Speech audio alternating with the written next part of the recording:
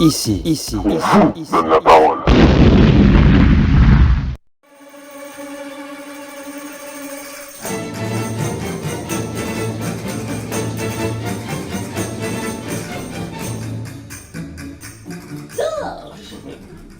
Mais vous n'êtes pas baryton, mon petit.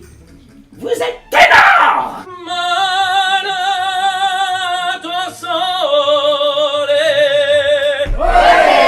Buongiorno tutti, ma comment ça va? Io sono Vittorio, io sono tenor liriche e io ho tutta ma carriera all'opera.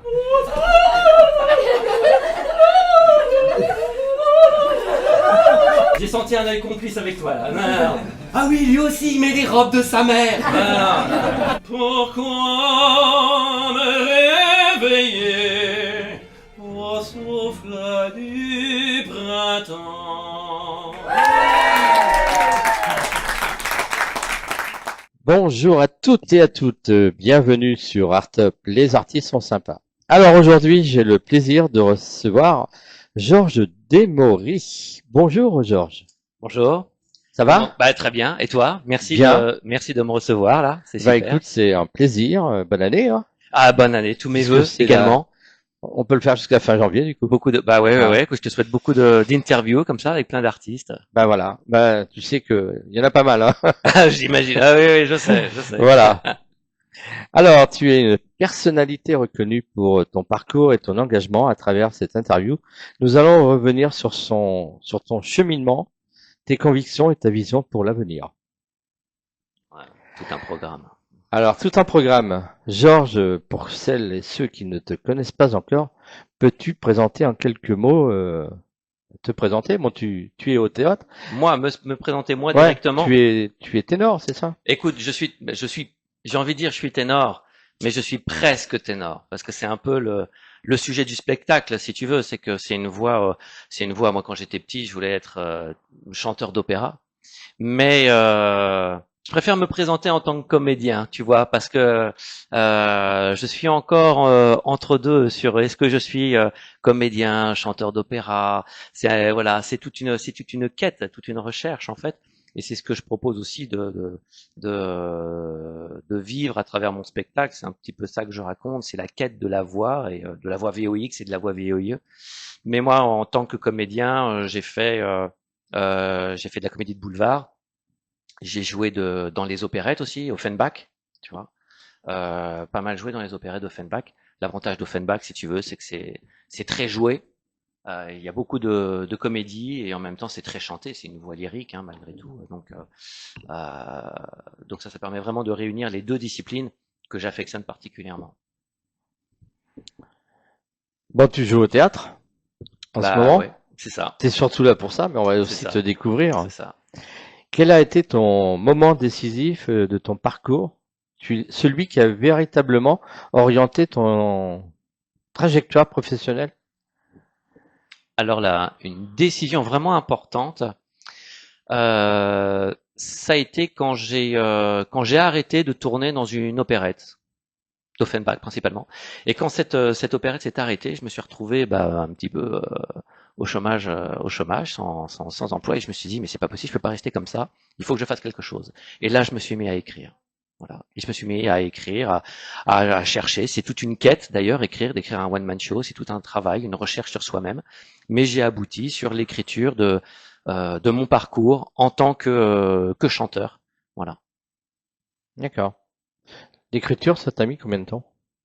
Alors l'écriture du spectacle, j'ai mis à peu près 2 ans entre la première ligne d'écriture et le moment où j'ai commencé la première représentation.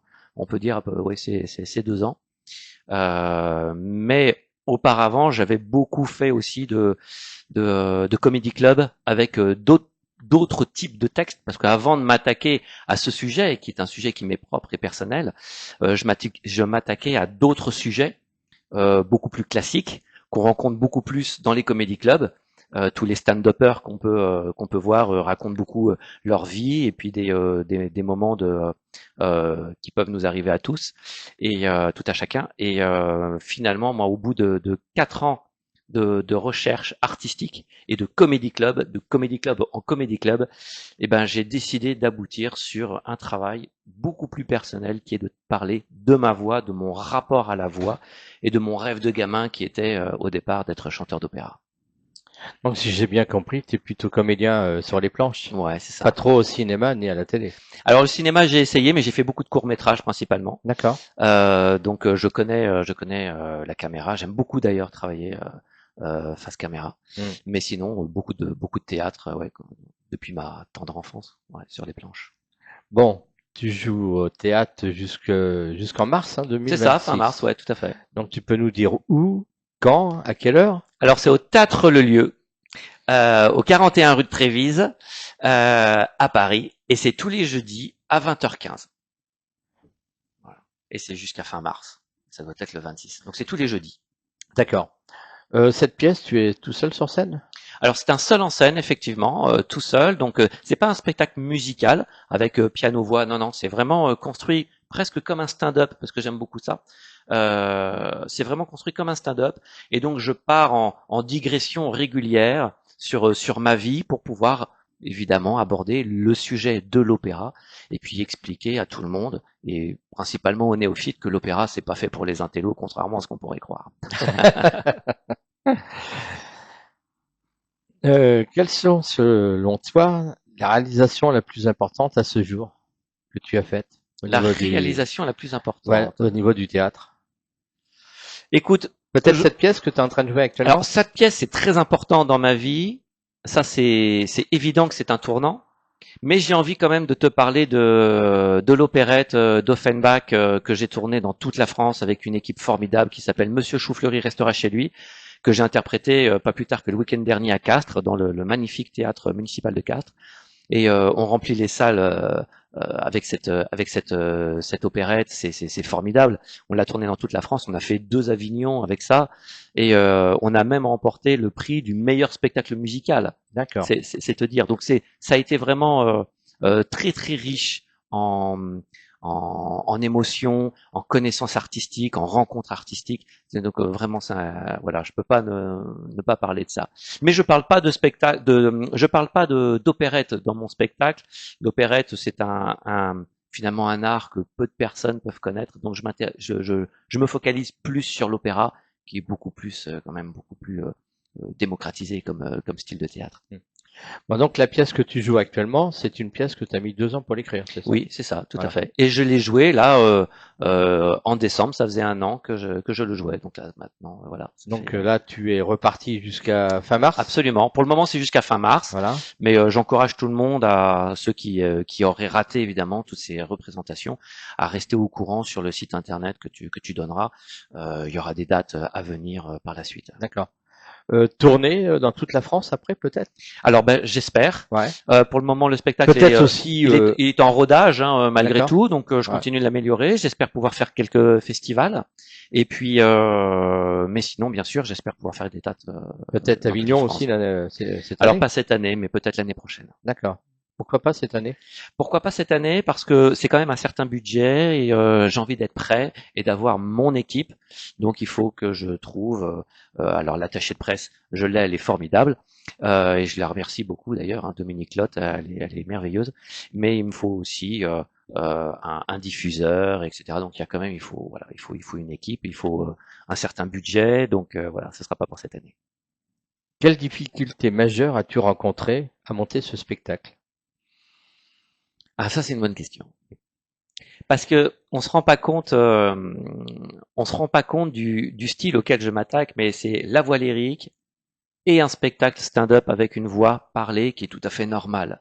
Et normalement, quand on fait un spectacle lyrique, on doit faire attention à sa voix. Tu vois, la posture que je prends ici à l'instant vocalement, c'est une voix qui est peut-être va passer pour une voix un peu plus surannée, tu vois, mais qui ne fatigue pas les cordes vocales. Eh bien, l'air de rien, quand on fait un stand-up, on peut pas parler comme ça, faut parler normalement. Donc la vraie difficulté que j'ai rencontrée, en fait, c'était à l'interprétation de ce que j'avais écrit moi-même, c'était de réussir à pas me fatiguer la voix pour pouvoir avoir une voix chantée correcte et une voix parlée, bien évidemment, normale. Bah justement, comme tu parles de fatigue, j'avais préparé une question.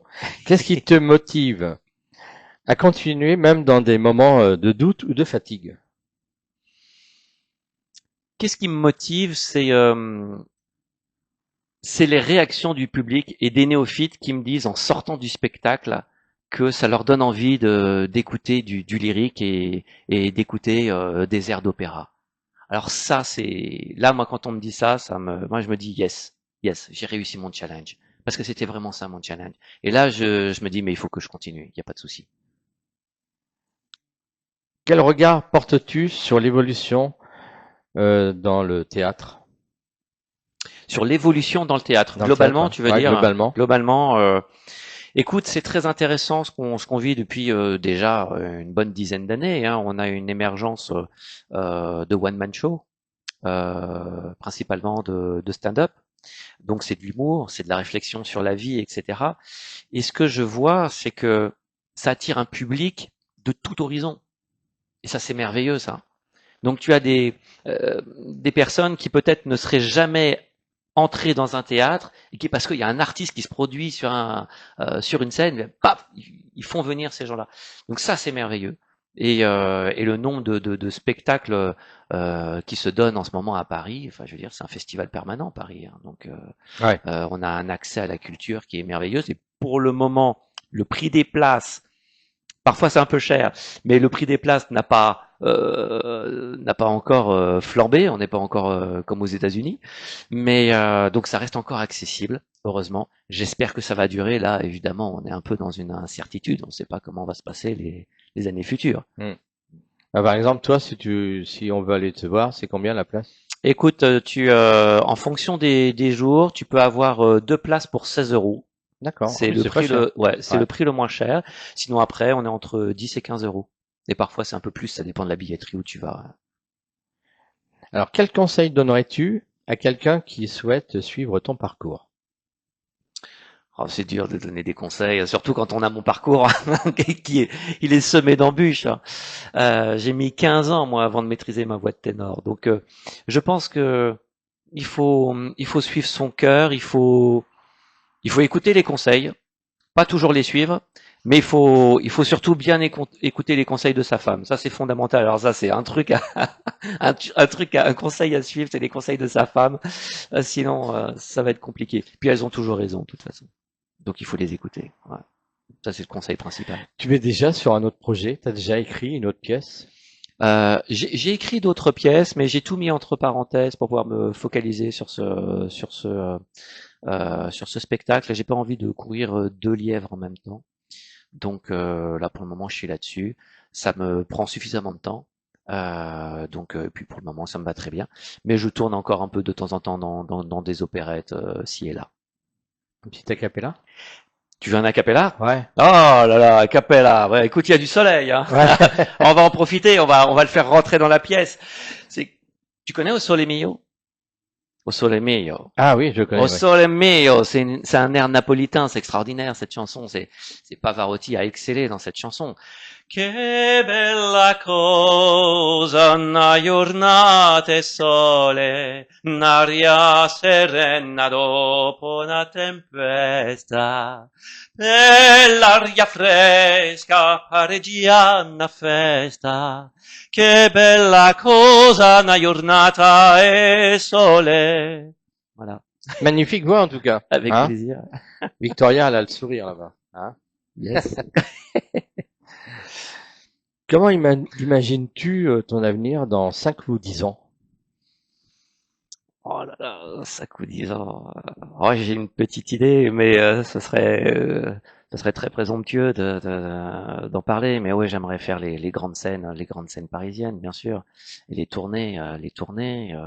Puis j'ai envie Qu'est-ce de que tu aimerais partager faire comme grande scène parisienne? les grandes scènes parisiennes. Écoute, Bobino, le Grand Rex, tout ce qu'il y a de plus grand. Mm. Parce que l'opéra, c'est aussi fait pour les grandes scènes. Et puis j'ai envie d'attirer tout le monde, tous les néophytes, et puis tous ceux qui ont envie de rire en écoutant des airs d'opéra.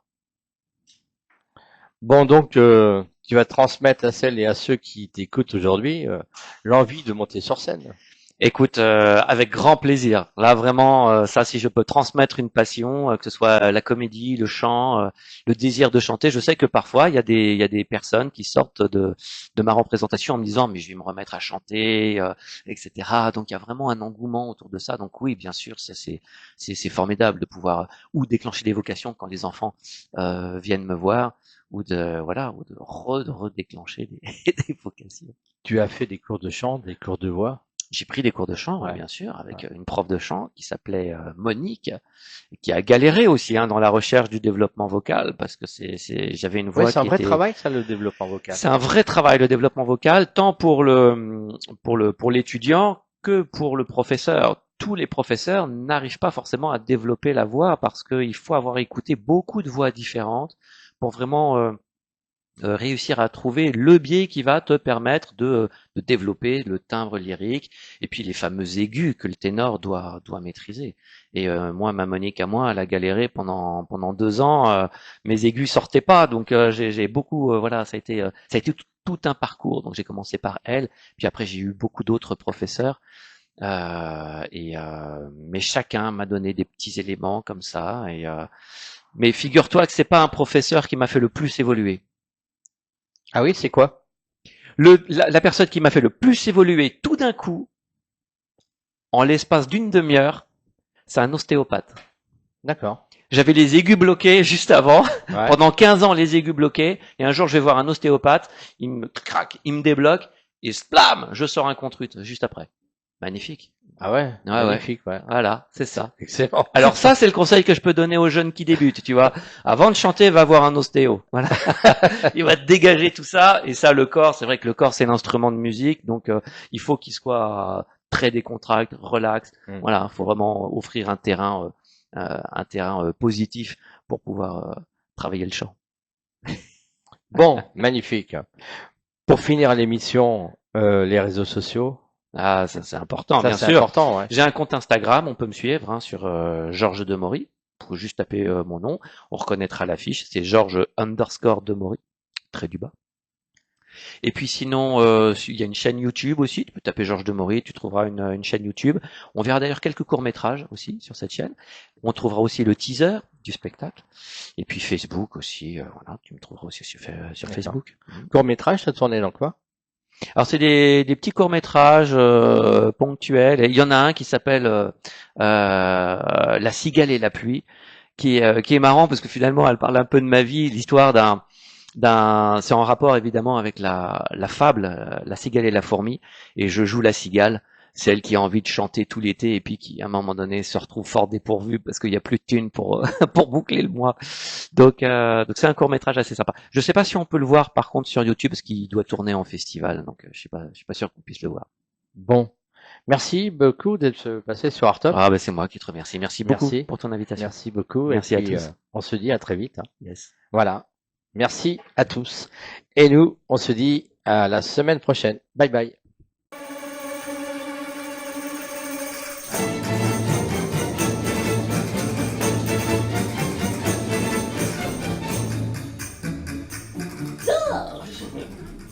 Mais vous n'êtes pas baryton, mon petit.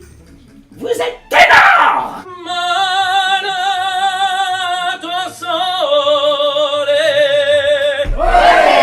Buongiorno a tutti, ma come si va? Io sono Vittorio, io sono tenor lyrique e io ho fait toute ma carrière à l'opéra.